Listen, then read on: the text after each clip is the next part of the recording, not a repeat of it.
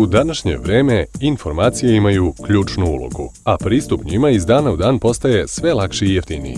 Količina dostupnih informacija je ponekad zastrašujuće velika. Savremene tehnologije omogućavaju sistematizaciju, efikasno i smisleno iskorišćavanje tih podataka, a sve češće i to da se takva skladišta informacija analiziraju, grupišu i učine preglednijim. Ovakve i slične tehnologije svoju primjenu našle su i u regulatornim institucijama u Srbiji. Dobra ilustracija takve primjene je automatizovani sistem za procenu rizika i superviziju, Risk Based Management System, RBMS, namenjen Agenciji za licenciranje stečajnih upravnika, kao regulatornom telu koje nadzire rad više od 400 licenciranih stečajnih upravnika u Srbiji. Supervizija predstavlja jednu od osnovnih, ako ne i primarnu funkciju agencije. Primjena savremenih tehnologija i kontinuirani nadzor nad profesijom stečajnih upravnika doprinosi njenom razvoju i unapređenju. Ovaj nadzor nad radom preko 400 profesionalaca vrši svega 6 supervizora agencije, koji mjesečno primaju i pregledaju nekoliko stotina elektronski dostavljenih izveštaja.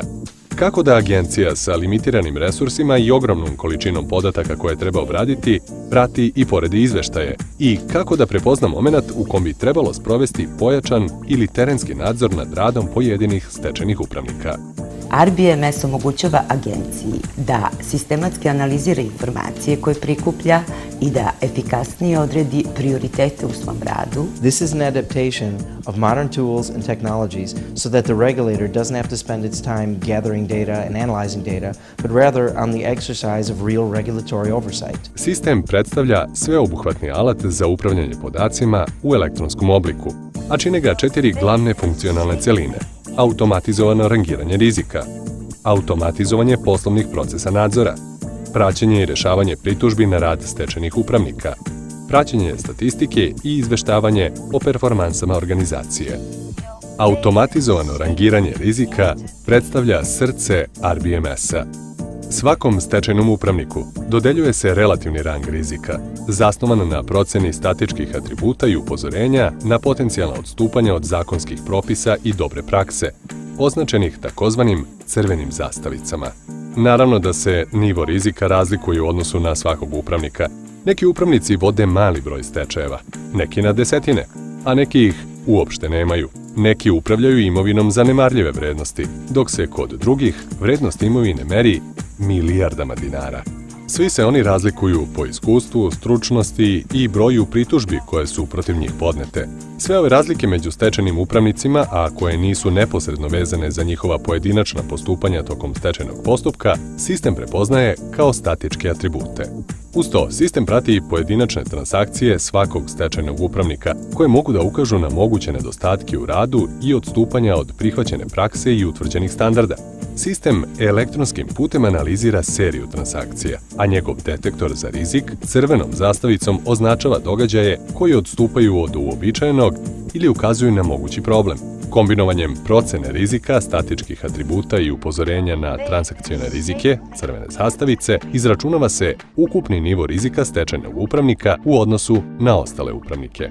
Upravo, prema tim individualnim razlikama, svi stečajni upravnici se rangiraju i omogućava se regulatornom telu da odredi prioritete u vršenju stručnog nadzora, a naročito da odredi obim, vrstu i vreme terenskog nadzora.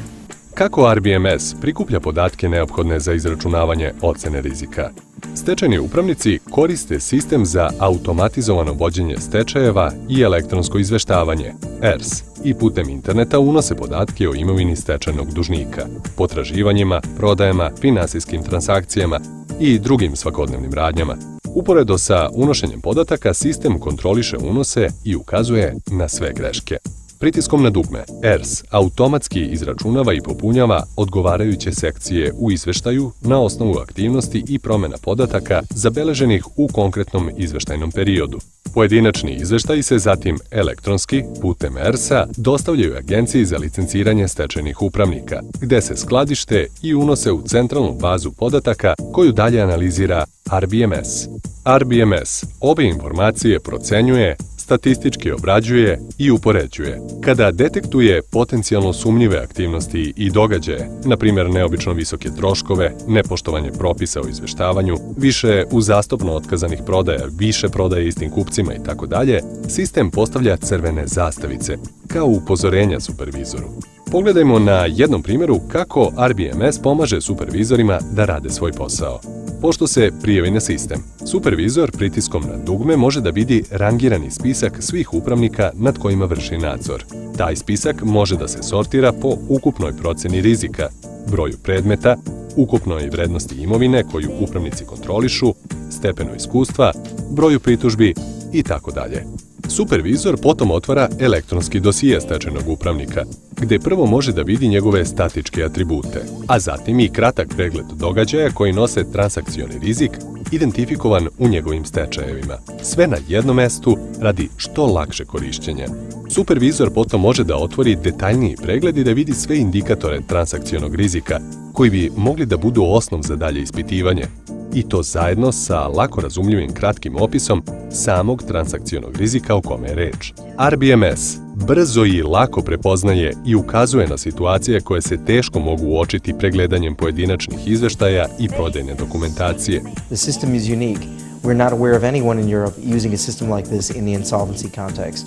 Način na koji RBMS radi može se uporediti sa spell checkerom programa za obradu teksta. Ova alatka otkriva i upozorava na moguće greške u kucanju, odnosno gramatičke i stilske greške, ali konačnu odluku o njihovoj ispravnosti uvek donosi osoba koja piše. Slično tome, RBMS identifikuje i upozorava na potencijalno problematične situacije, ali konačnu odluku ostavlja supervizoru. Upravljanje nadzorom i ispitivanjem je drugi deo RBMS-a, koji u potpunosti automatizuje postupak kancelarijskog i terenskog nadzora, čime omogućava supervizorima da čitaju izveštaje i generišu dokumente pritiskom na jedno dugme, kao i da beleže sve svoje aktivnosti, odluke i nalaze. Praćenje i rešavanje pritužbi predstavlja treću funkcionalnu celinu koju supervizori koriste da beleže pritužbe podnete protiv pojedinačnih stečajnih upravnika i elektronskim putem vode ispitivanja i dokumentuju izrečene disciplinske mere. Informacije prikupljene kroz prethodne sisteme čine osnov rada poslednjeg modula RBMS-a. Praćenje statistike i izveštavanje, što omogućava regulatornom telu da generiše periodične i godišnje izveštaje o učinku u oblasti stečaja u Srbiji, koje rukovodstvo agencije može prezentovati kako nadležnim ministarstvima, tako i javnosti. RBMS je u potpunosti razvijen u skladu sa domaćim zakonodavstvom i potrebama domaćih korisnika. Svakako, u njegovom definisanju korišćena su najbolja inostrana iskustva i praksa.